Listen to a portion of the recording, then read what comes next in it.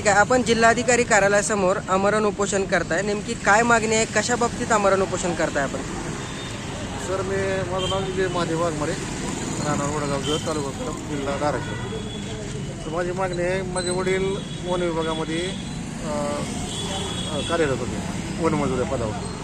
त्याचं 2013 साली ड्युटीला जात असताना अपघात निधन झालेलं.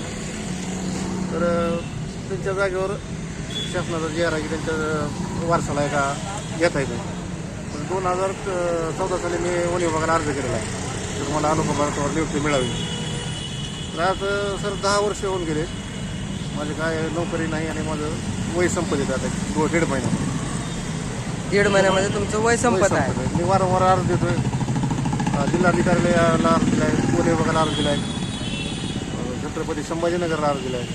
ठीक आहे, तिथून तुम्हाला काय उत्तर भेटत आहे? तर ते नियमाप्रमाणे म्हणजे वर्षाला रिक्त जागेप्रमाणे घेत होतो आम्ही. ठीक आहे, आतापर्यंत किती रिक्त जागा भरल्या 2013 पासून? 2013 पर्यंत कोणत्या वर्षात 10, कोणत्या वर्षात 20, कोणत्या वर्षात 27.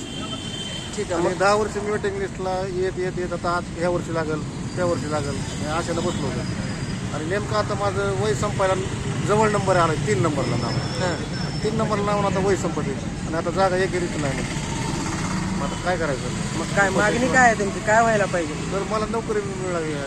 माझं प्रत्येक वेळेस कधी भरती असते वन विभागाची? प्रत्येक महिन्याला रिक्त जागा 31 डिसेंबरला किंवा डिसेंबर महिन्यात कळतेच, आणि जानेवारी फेब्रुवारी भरती असतील.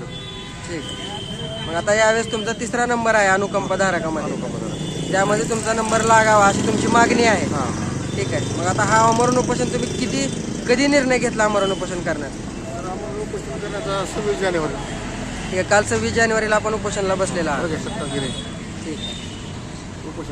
आमरण उपोषणचा निर्णय घेतला. हं. सर काल प्रात्यक्षिक ताकीने माझं उपोषण होतं. सर नवीन पालकमंत्री सर आले काल.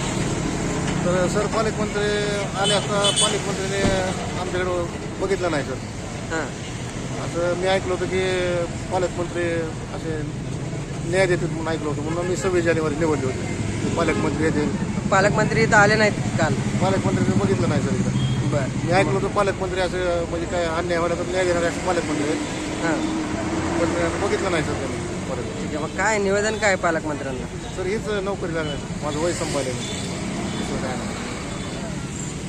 ठीक आहे, मग आता जर हा तुमची 1.5 महिना राहिलेला आहे, जर या 1.5 महिन्यात तुम्हाला जर घेण्यात नाही आलं तर पुढचं पाऊल काय आहे तुमचं?